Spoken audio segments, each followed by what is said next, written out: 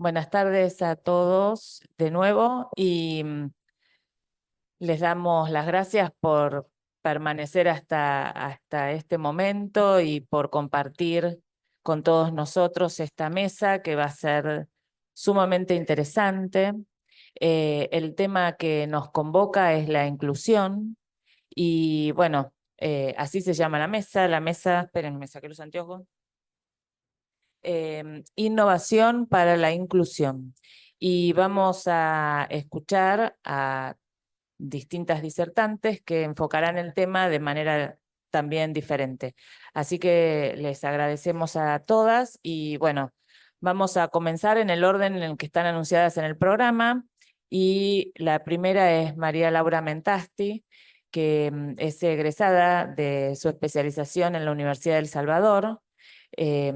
Ella ya nos va a contar un poquito y bueno, María Laura, te escuchamos.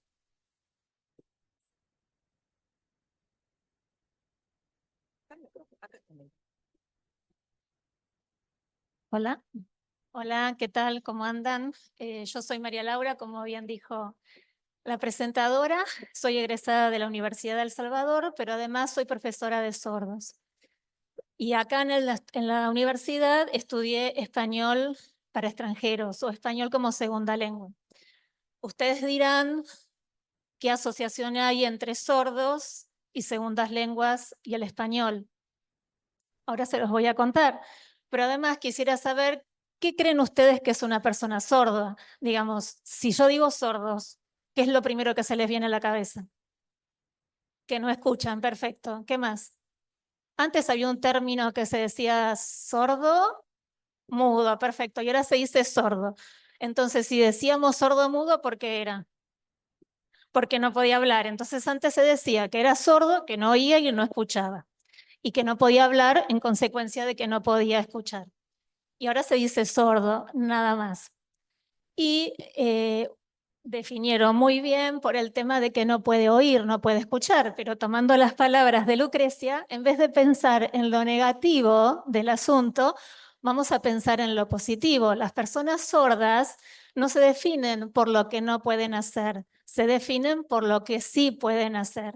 ¿Y qué podrá hacer una persona sorda? Mirar mejor, puede ser, mira, igual. Lo que tiene es como más, el sentido más alerta, porque es como que yo no sé cómo hacen, 360 grados tienen, ¿no? Para darse cuenta. Pero además de mirar mejor, lo que sí hacen es hablar, lo que sí hacen es entender, lo que sí hacen es conocer, vincularse con el mundo, lo mismo que nosotros. Los sordos tienen una lengua. ¿Cuál es la lengua de los sordos? La lengua de señas, tal cual. Y bueno, esa es una primera lengua para las personas sordas. Es su lengua natural.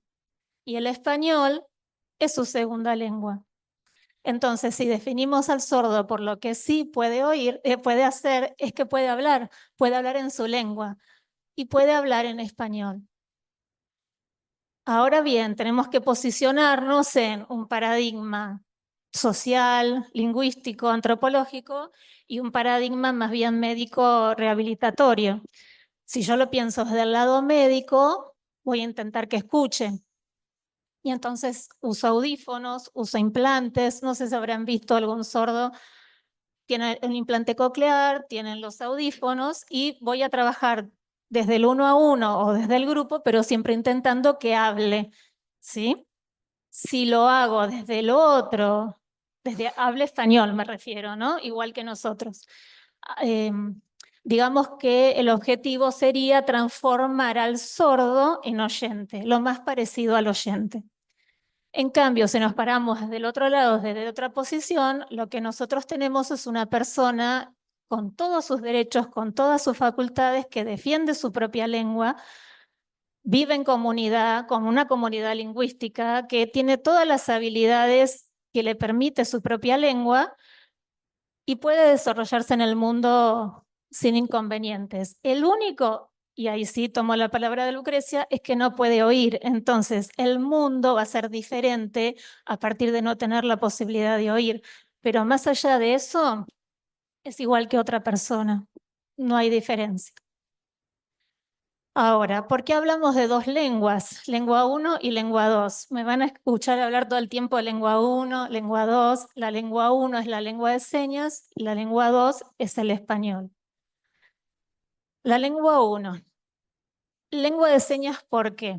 Eso es de épocas remotas. Los sordos, al no poder hablar, empezaron a mover las manos.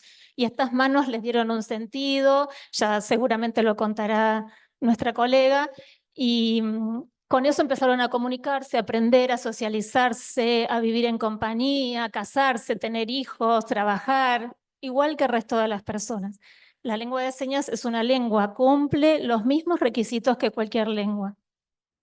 Es la lengua 1 porque es lengua accesible. No hay barreras. Es visual. Yo no escucho, pero puedo ver a una persona que se está moviendo, que está hablando. Entonces es directa. No hay ningún tipo de barreras que me impiden el conocimiento de esa lengua. Y como es la lengua 1, la lengua natural, lo que permite es la construcción subjetiva de la persona, el conocimiento y cualquier tipo de habilidades sociales y lingüísticas escolares, como dijimos antes, la vida.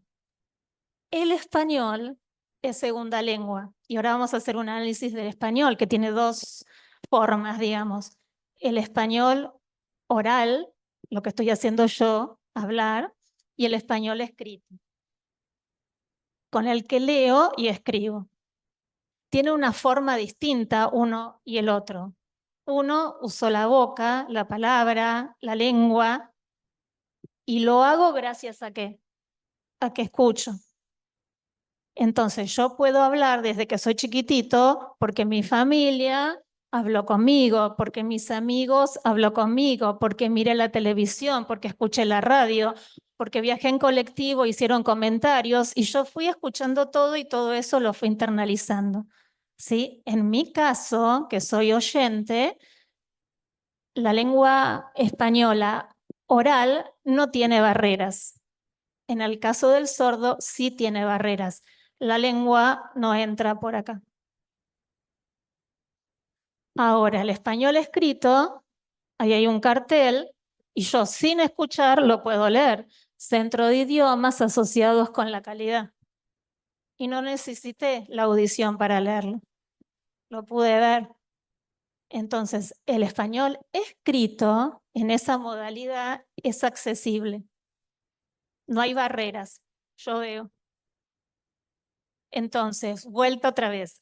En el caso de los sordos, hay dos lenguas. La lengua 1, lengua de señas, es la lengua accesible, es la lengua de la subjetividad, y el español es una lengua segunda, una lengua a la cual accedo mejor a través de lo visual, de la lectura, del español escrito. Lo cual no quiere decir que los sordos hablen. Tienen una voz distinta, tienen una cadencia distinta, pero pueden hablar español como estoy hablando yo. En realidad eso se hace con un terapeuta o en escuelas oralistas, donde sí el objetivo de la escuela es oralizar a los alumnos que hablan.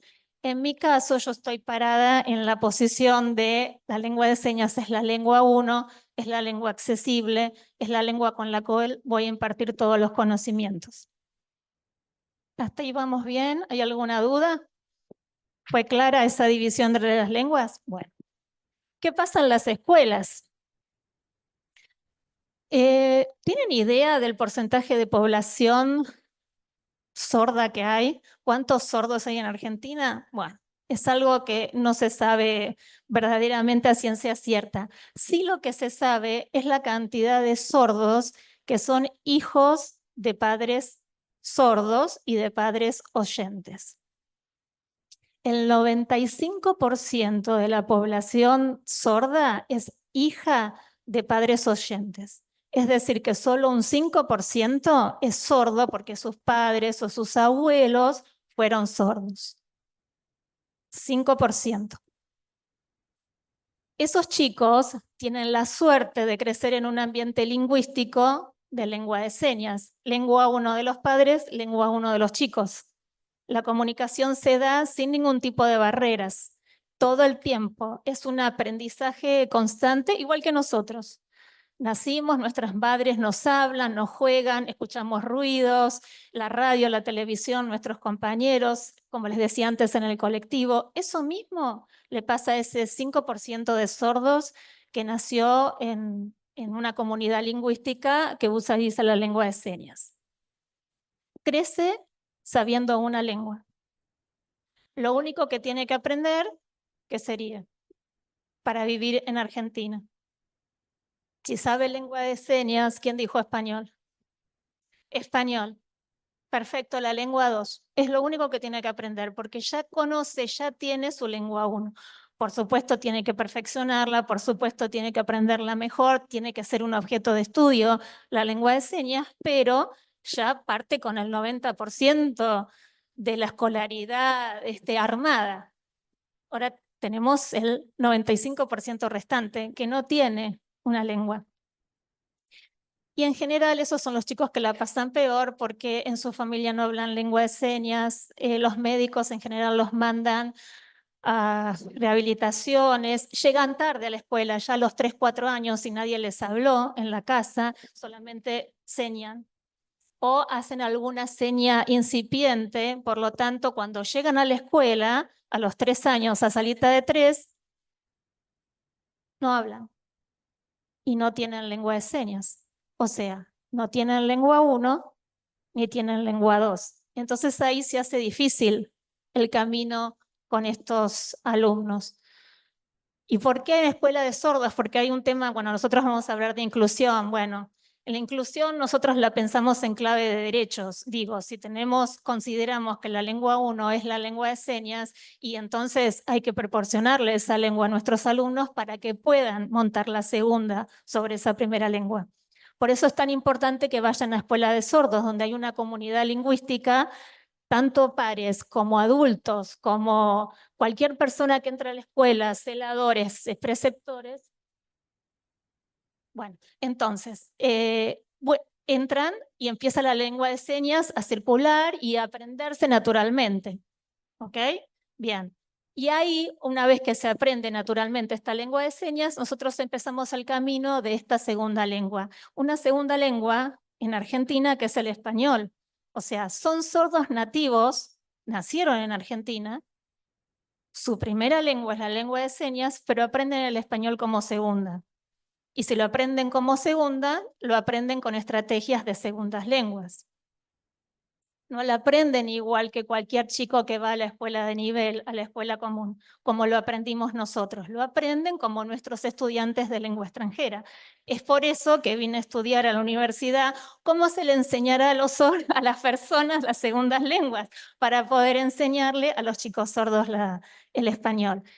El gran problema, y ya termino, es que, bueno, no es soplar y hacer botellas, es muy difícil porque la primera lengua todavía no está formada, entonces se va formando esta primera lengua, se van alfabetizando en lengua de señas al mismo tiempo que aprenden a leer y escribir una segunda.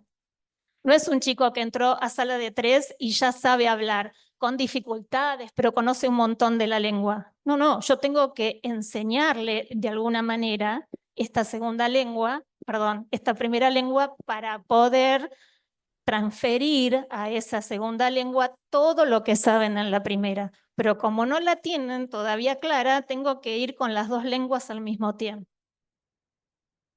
Y lo más grave es que a nivel internacional todo esto que yo estoy diciendo está reconocido, pero acá en Argentina no del todo. Entonces, en la ciudad de Buenos Aires, nosotros tenemos que seguir un diseño de escuela de nivel, un diseño curricular de escuela de nivel, que no es bilingüe, ni en lengua de señas ni en español. Y entonces, no tenemos un diseño de lengua de señas, no tenemos un diseño de lengua segunda, de español como segunda lengua, y entonces tenemos que organizarlo nosotros. ¿Qué hacemos? Y seguimos un poco el marco común europeo y seguimos un poco el diseño de lenguas extranjeras de Ciudad de Buenos Aires, pero es portugués, francés, inglés e italiano. No podemos seguir los contenidos que España, por ejemplo, tiene para los jardines de infantes o primer grado, segundo, los ciclos de primaria. ¿Por qué? Porque España tiene otra lengua de señas y España tiene otros contenidos distintos a los de Argentina. Entonces, tenemos que hacer malabares para poder enseñar las dos cosas. Pero bueno, en ese camino estamos y los chicos están aprendiendo tanto una lengua como la otra. Así que bueno, es un camino que hace 20 años se empezó y auguro que siga más adelante. Así que sigo a mi compañera. Después, cualquier cosa pueden preguntar si necesitan algo.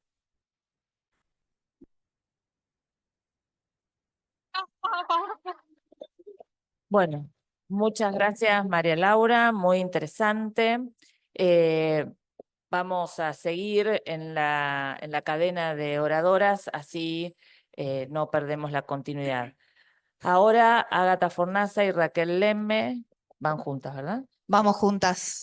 Por SEA y Señas en Acción. Bueno, no sé si está la presentación. ¿Sí? Bien. Más que nada para, bueno, cualquier cosa después la ponemos. Perdón, dice que te doy la espalda, dice Raquel, discúlpame.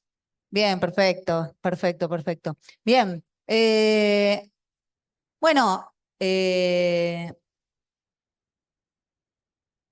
contarles que soy Ágata Fornaza, soy intérprete de lengua de señas, soy docente, soy licenciada en educación y cuando me convocaron a esta charla, SEA y SEA, ¿sí? Por primera vez los SEA juntos, Señas en Acción y Centro de Idiomas. ¿Sí? Dijimos qué bueno porque podemos hablar de cuestiones que tienen que ver con la accesibilidad y la lengua de señas. Y en ese contexto estamos acá presentes y es mi costumbre cuando me invitan a hablar sobre la lengua de señas, traer a todos los lugares donde voy a las hablantes nativas de la lengua de señas, que son las personas sordas. Y en nuestras capacitaciones, en nuestros cursos, en nuestras acciones, en nuestras aplicaciones móviles, en nuestras charlas con empresas y organismos públicos, convocamos a mujeres sordas, que son las más relegadas dentro de la comunidad sorda, primero como mujeres y después como personas sordas en la sociedad. Entonces, elegimos que sean mujeres las que den sus testimonios, las que den sus charlas. Así que yo vengo a acompañar en este momento a Raquel Lemme, que es mediadora de la comunicación, es una profesional recibida también respecto a la lengua de señas, a la mediación. Y tiene mi admiración profunda y aparte es mi amiga, así que estoy muy feliz y muy orgullosa de que estemos acá presente, Raquel. Así que adelante, yo voy a hacer la traducción al español de Raquel para ser un poquito la voz de Raquel aquí. Muy bien, dice Raquel, muchas gracias por invitarme. Gracias a la Universidad de Salvador también. Gracias por ser mi voz también, Ágata. Buenas tardes a todos los hombres y las mujeres presentes. Yo soy una persona sorda de nacimiento, sorda por herencia. Toda mi familia es sorda. Y yo quiero preguntarle a todos ustedes, si alguno de ustedes sabe lengua de señas, que por favor levante la mano. Una hablante de la lengua de señas. Aplausos en lengua de señas. Un hablante de la lengua de señas. A ver, primera seña de la tarde, aplausos en lengua de señas. El aplauso en lengua de señas es así. Muy bien, primera seña. Bien. Y ahora nos preguntamos por qué tantas personas y una persona sola sabe lengua de señas, ¿no? Yo soy nacida en Argentina. Mis padres nacieron en Argentina, mi familia nació en Argentina y hasta hoy seguimos teniendo barreras en la comunicación. Primero, preocupada por mi idioma, ¿sí? ¿Cuál es la preocupación? Ustedes se preocupan más en aprender inglés, español, otros idiomas antes que la lengua de señas. Y hay muchos argentinos que hablan en lengua de señas, pero ustedes no los ven. Somos invisibles para todos ustedes, pero estamos adentro. ¿Y cuál es el problema? La comunicación. Mi primer idioma es la lengua de señas, mi segundo idioma es el español, pero el tercer idioma, ¿cuál es? El oral. Falta un idioma ahí, ¿no? El oral. Yo puedo hablar. Puedo hablar, si me dan el micrófono, yo hablo, pero elijo cuál es mi idioma. Mi lingüística, la lengua de señas, y mi comunidad, que es la comunidad sorda. Esto de imponerme que tengo que leer, hay texto, léelo. Pregunto, la falta de accesibilidad en lengua de señas, por ejemplo, en el cine, ¿cómo les parece que voy a ver una película y solamente leyendo puedo entender lo que dice? Porque no hay intérprete. Yo me siento extranjera en mi país. Me siento que nací en otro país igual, y yo soy igual que todas las personas sordas. Nosotros somos iguales que todos ustedes. Imagínense un ratito qué siento yo. Imagínense, cierren los ojos, imagínense, que se van a China, ¿no? Y no saben chino, porque si acá hay alguien que sabe chino, dice, ah, no, bueno, yo sé chino. No saben chino. ¿Sí? Ninguno. Si no saben chino, ven, ñingui, ñingui, ñingui, ñingui, ñingui, ñingui, sí, que me siento que no sé dónde voy. Me internan en un hospital en China. Quiero comer algo en China. Cosas básicas, ¿no?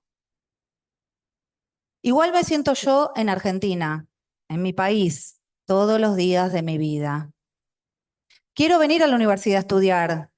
No hay lengua de señas, no hay intérpretes. Entonces, tomar conciencia y estar preparados para pensar que podemos leer, que nos pueden enseñar, pero nuestros padres, lo mismo que decía, el 95% queda en el aire, sufriendo. Ustedes piensan que las barreras, la barrera lingüística y minoritarias es nuestra. No, son ustedes los que nos ponen las barreras. Ustedes, no aprendiendo nuestro idioma, son las que nos dan la barrera de comunicación. Entonces, muchas veces, ¿qué pasa con la salud, con la educación, con las barreras, con los padres, ¿sí? Que quedan perdidos en esa comunicación? El sistema educativo no está preparado para que nosotros nos respeten. El año pasado fue aprobada la ley de la lengua de señas argentina, la 27710, que habla sobre la igualdad idiomática, nuestra igualdad idiomática como personas sordas. Yo puedo elegir hablar en lengua de señas, otro puede elegir hablar en lengua oral y otro puede elegir hablar en la lengua escrita. Muchas veces la gente me dice, vos podés hablar, no hables en lengua de señas. ¿Para qué hablas en lengua de señas? No. ¿Por qué? Si vos podés hablar. Entonces, ¿por qué me quieren imponer mi forma de hablar? Y pasa con los niños también esto, ¿no? Los obligan a hablar, los obligan en las familias, los padres no saben lengua de señas, no aprenden lengua de señas. Y muchas veces los padres le pegan en las manos y le dicen, no podés hablar en lengua de señas porque si no, no vas a aprender a hablar. Entonces, falta accesibilidad en lengua de señas también. Es una obligación porque es nuestro derecho poder entender lo que pasa. Entender igual que ustedes entienden el español cuando lo escuchan, igual que ustedes leen libros en español, igual que ustedes disfrutan de la información y desarrollan sus capacidades y nosotros no tenemos ese desarrollo y nos dicen, ay, lo que pasa es que tenés problemas, sos discapacitado, tenés problemas auditivos y ya nos marcan con esa, vos sos sorda, entonces no podés. Hasta hoy nos pasa eso. Hasta hoy nos dicen sordomudos o nos dicen sordo. El término correcto es persona sorda. Ese es el término correcto. Persona sorda. Esa es la forma que queremos llamarnos, persona sorda, por nuestra identidad cultural y nuestra lingüística. Entonces, ¿por qué tenemos que sentir que nos imponen lo que tenemos que ser? Entonces, ¿por qué por convención internacional tenemos que estar preparados para poder crear un nuevo proyecto en el cual incorpore el intérprete de lengua de señas, haya intérprete en todos lados, en todas las charlas, haya QRs, poder elegir y con libertad de, de diversidades, de igualdad, de inclusión, ¿sí? No ponernos en diferencia, ¿sí? La palabra inclusión es meternos adentro de un lugar. Esa palabra a mí me duele bastante y muchas veces me siento afuera con esa. Quiere decir que yo estoy afuera, me tienen que meter en un lugar, me tienen que incluir. Y yo ya yo estoy adentro, no necesito incluirme en ningún lado. Yo me siento afuera con esa palabra. Y también esto de digitar quién es qué, ¿no? Ah, ¿este quién es? ¿Este es sordo? ¿Esta persona es sorda? ¿Este es oyente? Eso de marcarnos, ¿sí? También sesga nuestros derechos. Trabajo en una escuela secundaria con chicos sordos. No tienen forma de defenderse ante todo esto. Tienen mucho miedo de la sociedad. Salen de la escuela a su casa con miedo, ¿sí? Con miedo a la sociedad. Entonces, muchas veces lo dejan en ese espacio de personas con discapacidad. Entonces, tienen una barrera idiomática, nada más, solamente no escuchan, ¿sí? No tiene que ver con un tema de salud, no tiene que ver con la audición, tiene que ver con el idioma. Utilizan otro idioma, hay otro desarrollo, tiene que haber otra educación, otra forma de comunicarse. Igual que ustedes, algunos hablan español, otros inglés, otros francés, y son todos iguales. Nadie les dice que son que tienen una discapacidad. Gracias. ¿Alguna duda, alguna pregunta?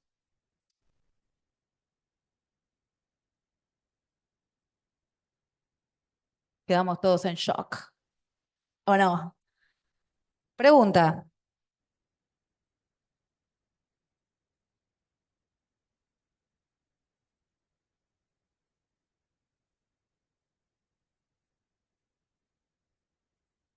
Voy a tener que traducirla a ella al español. Bueno, cuando yo trabajaba como profesora de lengua y literatura en escuelas secundarias en Santa Fe, que es mi provincia, tuve unos cuantos alumnos sordos e hipoacúsicos, pero en escuelas que no eran para chicos sordos. También tuve un alumno ciego y bueno, también estaba integrado al curso. ¿Qué piensa sobre el tema de que los chicos que tienen estas capacidades diferentes se integren en las aulas en las aulas heterogéneas, digamos, ¿no? Que no sean especiales para chicos con sus características? Interesante, muy buena pregunta. ¿Ra? Bueno, dice. Estando mezclados, ¿no? Todos juntos, tiene que ver con una cuestión humana, de no rechazar al otro. Pero respecto a la educación, es muy importante que sean todas personas sordas, ¿sí? Específicamente por los tiempos de comunicación y los tiempos para estudiar. También esas personas lo que necesitan es otro tiempo, ¿sí? Las personas con discapacidad motriz tiene otro tiempo, ¿sí? Necesita también, puede hablar con otra persona. La persona sorda necesita una concentración en los dos idiomas. En el momento de poder enseñar, por ejemplo, palabras. Por ejemplo, niños chiquitos, pato, lo digo en lengua de señas, le enseño. Mi primer idioma, ¿cómo aprendí yo? Pato. Primero aprendí la lengua de señas con mis padres, después lo vi al pato dibujado y que supe qué significaba eso de pato y el pato. Ah, exactamente. Bien. Y ahora me lo enseñan en español. P-A-T-O. Peateo, ok, lo sé en lengua de señas y lo sé, sé cómo se escribe, ¿sí? Y la escritura, claro, los tres, exactamente, lo mismo que decíamos antes. Entonces, al revés, esto de decirle bla, bla, bla, bla, bla, bla, bla, bla, bla, bla. ¿Y dónde está la información? ¿Sí? Entonces se pierde ese tiempo. Entonces hay una confusión muy grande entre los padres, los docentes, la escuela. Es bueno que compartan la sociabilidad, los juegos, las actividades, las meriendas, una vez por semana hacer una actividad grupal entre sordos y oyentes. Es muy bueno compartir con compañeros sordos y oyentes, crecer con sordos y oyentes y seguir estudiando y profesionalizándose. Entonces, muchas veces nos dicen, yo tuve un compañero con una discapacidad. Esta construcción de compartir con un otro entre todos, ¿sí? Ustedes imagínense, no tienen ni idea de lo que significa ser una persona sorda. Ustedes son personas que ya estudiaron y ya llegaron a la universidad y no saben que eso era una persona sorda. Imagínense nuestro sufrimiento cuando entramos en una universidad. Los oyentes nos dejan de lado, nos invisibilizan. Nuestras familias muchas veces nos dicen que somos monos porque usamos señas. Y eso existe. Y ahora creciendo, todavía sigue ese dolor. Y está ese dolor para siempre. Yo sueño que todos ustedes, que los docentes sepan lengua de señas, y vengo acá y me doy cuenta que tampoco. Un docente cada tanto. Esto es un cambio social que tenemos que construir, un cambio del sistema. Hasta 2025 seguimos igual. Yo te digo que ahí lo importante es la integración, pero cambiar el sistema, ¿sí?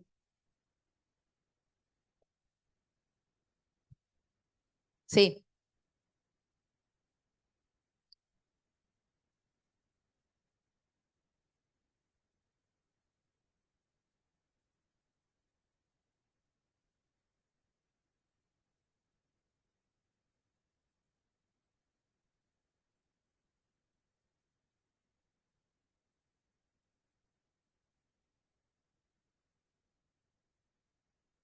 Bueno, Vos decís, los perdón, chicos no tienen, no hay chicos, hay chicos sordos, lo que pasa es que son indivisibles, invisibles. Hay un problema de comunicación, nosotras somos docentes, igual en igualdad, y no hay respeto. Muchas veces no hay respeto. Se quedan, muchas veces los docentes, yo los saludo y se quedan congelados algunos docentes. No hay puente de comunicación. Y somos iguales, somos los dos profesionales y muchas veces no saben cómo hablarnos. Entonces, falta capacitación en lengua de señas. No sé si al final. Guardala. Gracias, les gracias. pedimos disculpas, pero así podemos mantener el orden y le damos la palabra a Susana, que bueno, es la última expositora.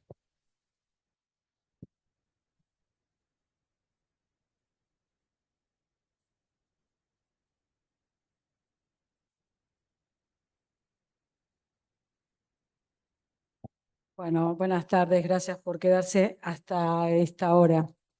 La verdad, había pensado en una charla en donde me presentara como disléxica, profesora de inglés, traductora, y tuve muchísima suerte en poder formarme a pesar de las dificultades que mi dislexia, digamos, me iba presentando a diario, ¿no? Creo que lo que más me define es como una persona que supo sortear obstáculos en la vida y no darse por vencido. Pero después de esta charla creo que no hay mucho más para decir. Yo estoy sumamente emocionada porque aparte soy sorda. Ustedes no, quizás los que me conocen no lo saben, excepto 2 o 3 personas acá. Tuve la suerte de entrar a un traductorado y recibirme de intérprete, y en los últimos años me decían que no me iba a poder recibir porque no escuchaba, que no entendía lo que tenía que ir interpretando. Entonces me metía en cabinas y amplificaba los sonidos de manera tal que quedé sorda. Trabajando para la Mutual de Hipoacúsicos, me hacen una evaluación auditiva y me echan porque no tenía fidelidad a mis traducciones. Me decían que había una pérdida auditiva de 65% en cada oído. y me echan. Me quedé sin trabajo, dejé de ser traductora, me dediqué al profesorado de inglés, en donde empiezo otra nueva vida y veo que tampoco funciono. Toda esta era yo no sabía que era disléxica. No funcionaba como profesora, porque me decían, no te vas a recibir de profesora porque no lees ni escribís bien, creás, inventás, pensás que estás sabiendo lo que estás haciendo y no. A pesar de todo me recibí. Con mucho esfuerzo, por supuesto. Hablaba, a diferencia de lo que hablaban las chicas de primer y segundo idioma, para mí inglés era primer idioma. Yo de chica hablaba inglés porque mis abuelos hablaban inglés, estuve en el exterior viviendo, entonces tenía inglés en el oído y tenía como la conversión, digamos, las estructuras en idioma, pero a veces no las podía poner en el papel. O sea, para mí era un segundo idioma escribirlo o un segundo idioma leerlo. No sé si me van siguiendo, muy disléxica voy, ¿no? Entonces tenía mi primer idioma, el español, con un montón de problemas que yo no los tenía asimilados porque no me daba cuenta que era lo que me pasaba y a veces me faltaba la palabra o no podía recurrir a mi caja de palabras a buscar una palabra porque no la había aprendido, no la había escuchado o no la había leído, entonces no hacía esa conversión y para mí esa palabra no existía. Hoy escuchaba a ella hablar del primer y segundo idioma y las conversiones. El idioma se maneja por conversión, lo que escucho lo guardo en mi caja de palabras y después lo puedo verbalizar y como tercera instancia lo puedo escribir y por ende lo puedo leer. Todo ese mecanismo a mí no me funcionaba. Mágicamente sobrevivía al sistema, pero no me funcionaba y era la alumna que estaba siempre en el rincón, la que llevaba notas, la que no te vas a recibir, después que no sos buena profesional. Trabajaba en instituciones en donde me contrataban por mi nivel de inglés y cuando llegaba a un cierto rango me decían, mira, vamos a tener que renunciar, porque para los padres no sos confiable. Ya sabían que era disléxica a esa altura. Entonces decían, ¿cómo ponemos en manos de a nuestros hijos en manos de una persona que tiene falta de ortografía o que lee y escribe mal? ¿A qué llevo todo esto? Y me voy de la presentación que había preparado, porque la verdad que las chicas me dejaron sin palabras. Me costó asimilarme como, obviamente, disléxica en primera instancia y se lo agradezco a mi hija Constanza, que hoy tiene 17 años y que gracias a su diagnóstico yo me atreví a hacerme mi propio diagnóstico neurocognitivo y descubro que soy disléxica realmente. Connie es adoptada. Por esas cosas de la vida, no me voy a poner a llorar, por esas cosas de la vida nos pusieron juntas para que yo pudiera descubrir mi dislexia y más de ser mamá se lo agradezco eternamente. En mi casa no hay ni mamá ni papá disléxicos, o por lo menos que yo tenga registro. Tengo una hermana bióloga, eximia lectora, así que no hay dudas. Así que me tocó a mí transitar este camino con el inglés, con la dislexia, con la falta de audición, aprendiendo ahora el lenguaje de señas. Y creo que no hay nada mejor que haberme puesto en este panel, chicas, se los agradezco. El tema es la inclusión, tomar conciencia de que puede llamarse dislexia o puede llamarse sordera, no pasa por ahí. Estamos todos adentro de un aula y tenemos que tratar de empatizar, ponernos en el lugar del otro. Yo descubrí que mis alumnos aprendían inglés, los que aprendían conmigo eran porque justamente tenían una condición similar a la mía, o eran disléxicos o tenían algo en este mundo neurodivergente del que hablamos, que compartíamos. Entonces nos comunicábamos a través de la empatía. Yo sabía que él sufría, este alumno X, de aquel lado, y yo había sufrido del mío. Entonces me ponía en sus zapatos. Hoy tengo la suerte de visitar un montón de escuelas, trabajar en equipos de orientación, y a veces los docentes que reciben mis sugerencias, ¿no?, de cómo acomodar a ciertos chicos o de qué manera trabajar, me dicen, pero yo sigo las sugerencias de apoyo, los protocolos que nos dan los equipos de orientación. Les tengo que decir que no sirve. No sirve seguir un protocolo estandarizado. Me siguen a lo que voy. Cada individuo es único, cada sordera, cada dislexia, cada uno de ustedes, ¿sí?, normolectores, son únicos. Entonces, tenemos que, como docentes, proveer a nuestros alumnos de herramientas, como lo dijo hoy Lucrecia por ahí en su charla, ¿no? Ser facilitadores, tratar de dar todas las herramientas, todos los elementos que les permitan acceder a lo que necesiten. Yo necesitaba en su momento oídos sea, cuando estudiaba, que me leyeran, mis compañeros que me leían, o cuando yo escuchaba una muy buena profesora dando una cátedra y leía y escuchaba, yo imaginaba lo que estaba diciendo, no necesitaba leer y me quedaba y con eso aprendía. Mis alumnos a lo mejor me necesitan a mí como audiolibro, a veces les leo y me escuchan y razonamos juntos una novela y no leyeron a lo mejor Shakespeare, pero lo saben perfectamente, porque lo recreamos en nuestro, digamos, mundo neurodivergente, por así llamarlo, y lo vivimos. Entonces, bueno, me fui de esto, ¿eh? Mi idea es, traten de, en sus institutos, cuando hablamos de innovar, si querés, corre una de las láminas. Estoy corriendo con el tiempo, nos tenemos que ir, pero bueno, traten de trabajar sobre esta idea, que innovar obviamente es incluir, pero para incluir primero tenemos que aprender. Necesitamos aprender, y como dicen las chicas, aprender lenguaje de señas, aprender el idioma o el código que nos comunica, el código con el que nosotros nos relacionamos, sea lenguaje de señas, sea inglés o sea simplemente nuestra lengua española. Aprender, pero humildemente, ¿no? Desde nuestro rol de docentes, de formadores, aprender lo que del otro lado necesitan que aprendamos. Y compartir, obviamente, yo comparto mi idioma, mi lengua, mi código, vos me compartís el tuyo. Para que vos me lo compartas, necesitamos tener un criterio común.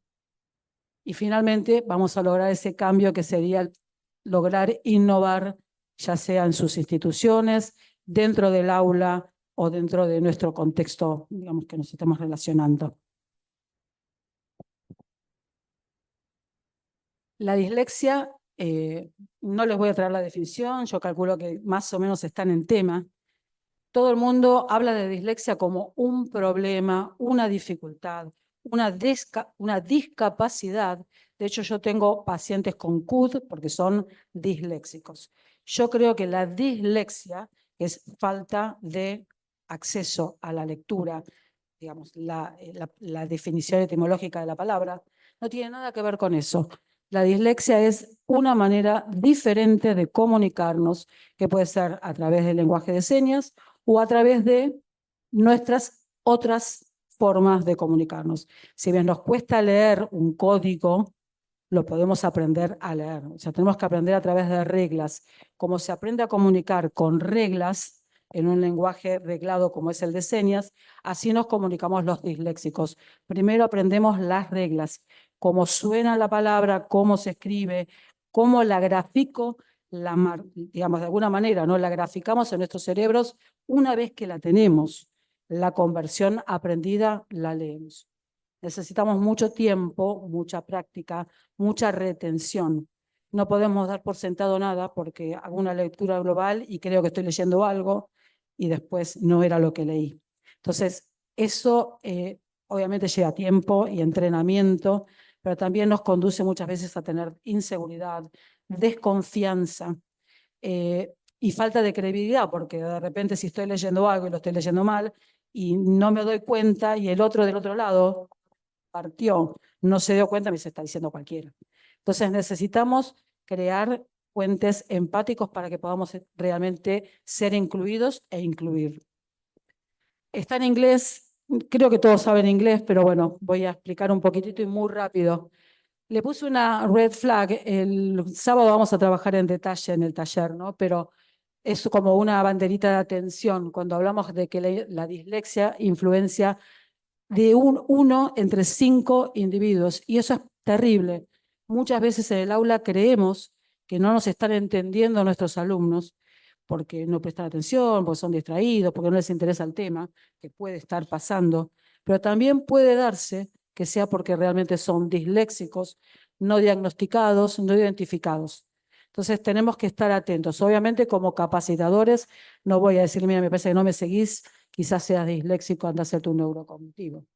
Pero sí podemos registrar algunas de estas características y, bueno, pasarlas al equipo directivo o a alguien que esté, digamos, con la capacidad de poder plantearlo a las familias y después, bueno, transferirlos a un equipo de orientación para que se realicen las pruebas o entre mismos los docentes, ¿no? Porque a lo mejor en todas las áreas se está dando una característica similar.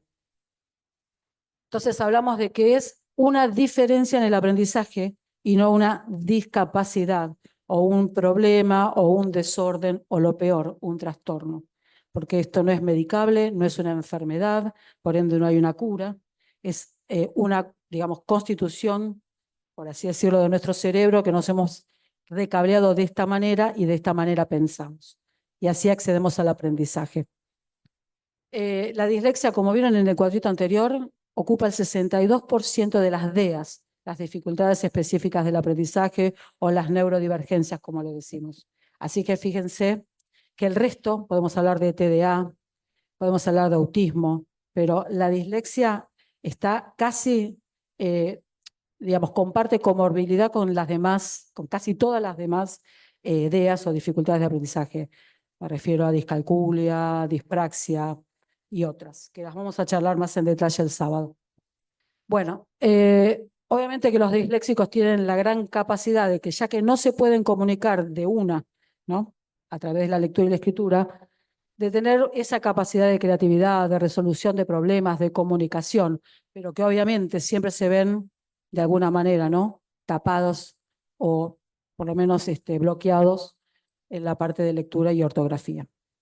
Bien, los disléxicos son reconocidos, y eso creo que lo habrán escuchado nombrar en algún lugar, en LinkedIn, por ejemplo.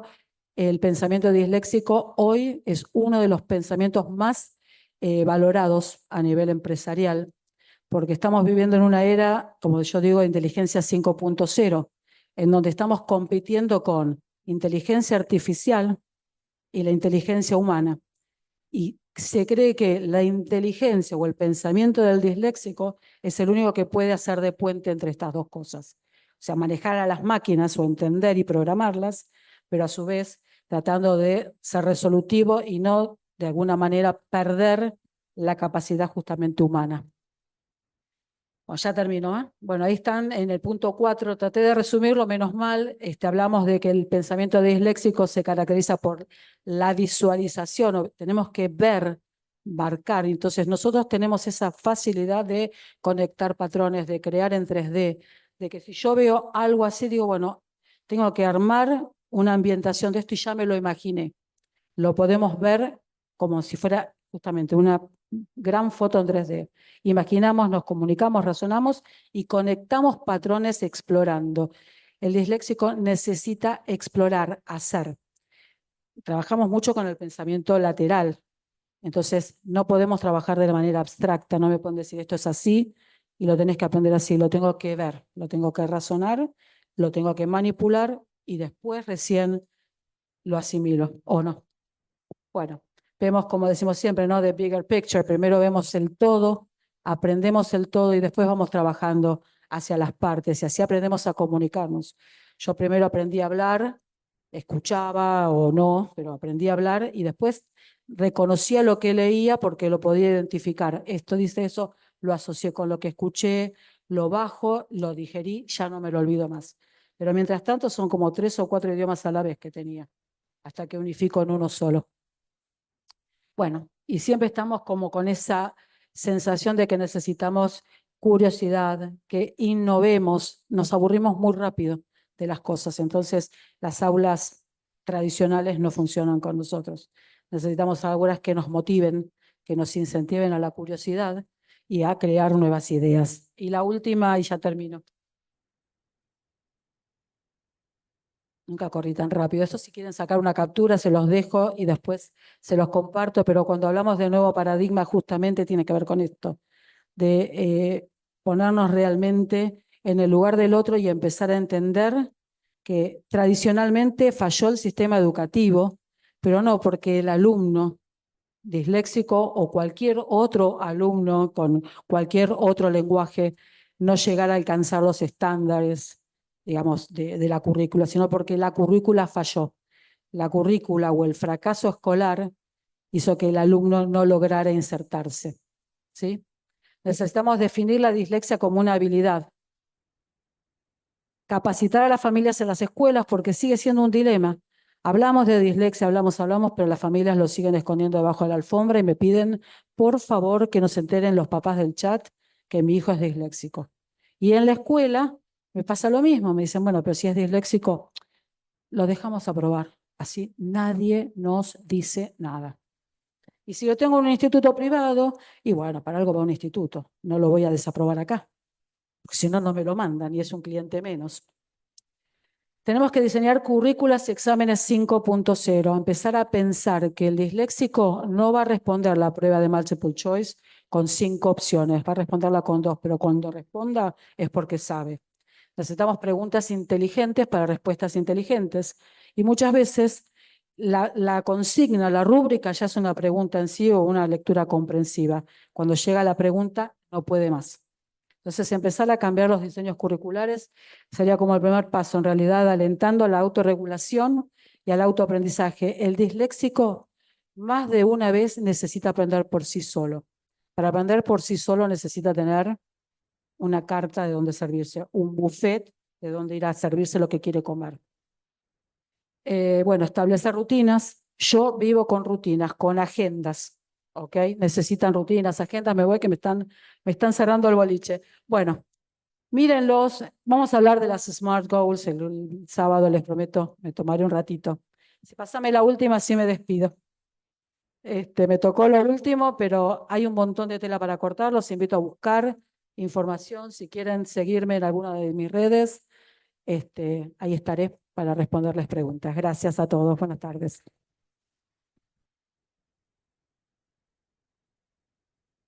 Bueno, muchas gracias a las 4. La verdad es que fue una mesa cargada de emociones porque todo lo que nos compartieron fue producto de las vivencias y nos hace pensar mucho a quienes estamos en docencia.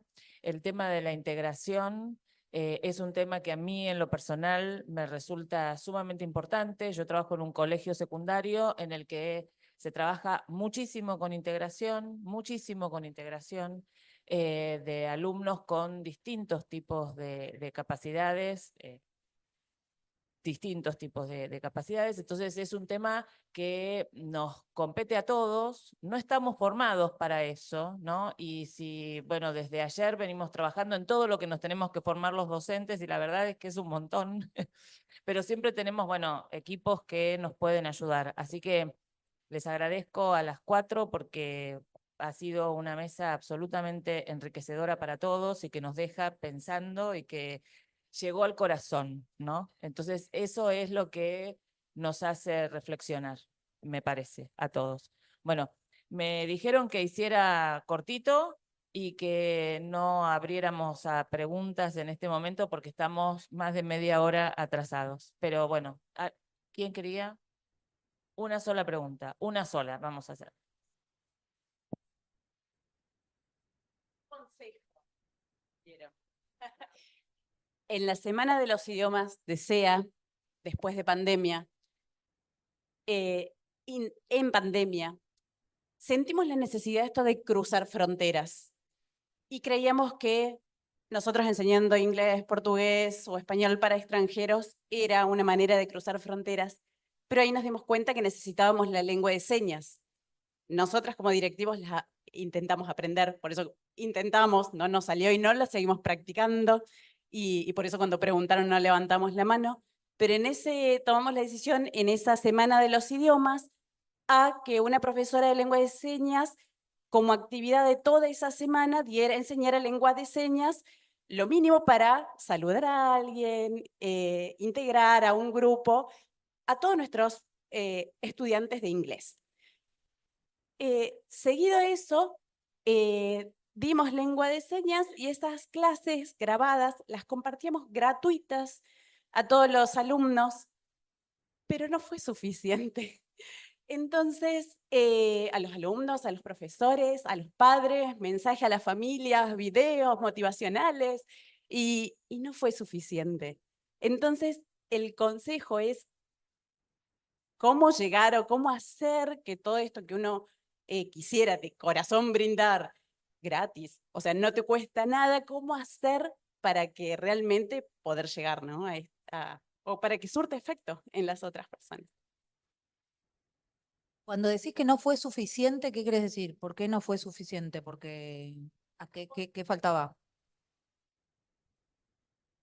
porque sentimos como que lo entregamos y la respuesta en las encuestas fue buenísima, la acción, pero quedó como en la acción y no en el día a día de seguir practicando. No sabemos cómo hacer para que...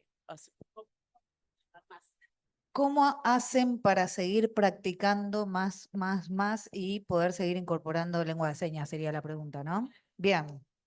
Sí, sobre el SA. Es muy importante, primero, tomar conciencia. Cuando estás preparado para poder entender qué es una persona sorda, nosotras enseñamos los tips básicos de lengua de señas. Tips básicos que no tienen que ver con el vocabulario, cosas que tienen que aprender que después se incorpora la palabra. La comunicación tiene que ver con otra cosa, que no tiene que ver con el vocabulario y no es difícil.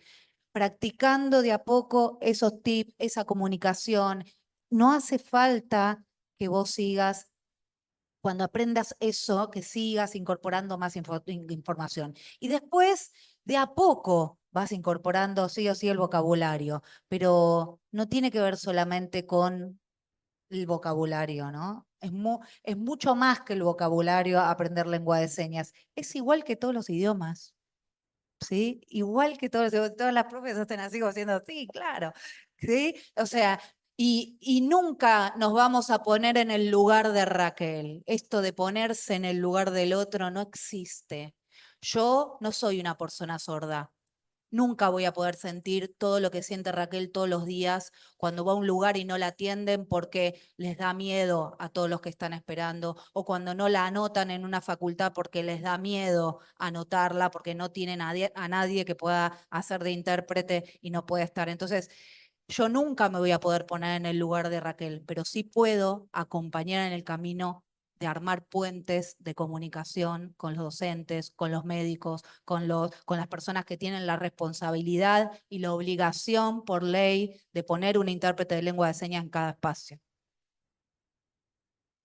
Ya está aprobada la ley, dice, está aprobada la ley. ¿Qué esperamos? ¿Hasta 2050? Dice Raquel. No, que yo no voy a estar vieja a 2050. No, Raquel.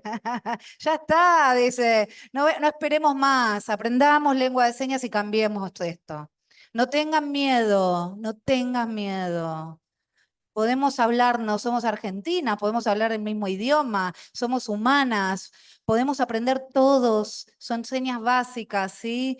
A manejar, a trabajar, trabajamos todos, aprendemos tantas cosas, no podemos aprender lengua de señas, es una cosa más. Gracias.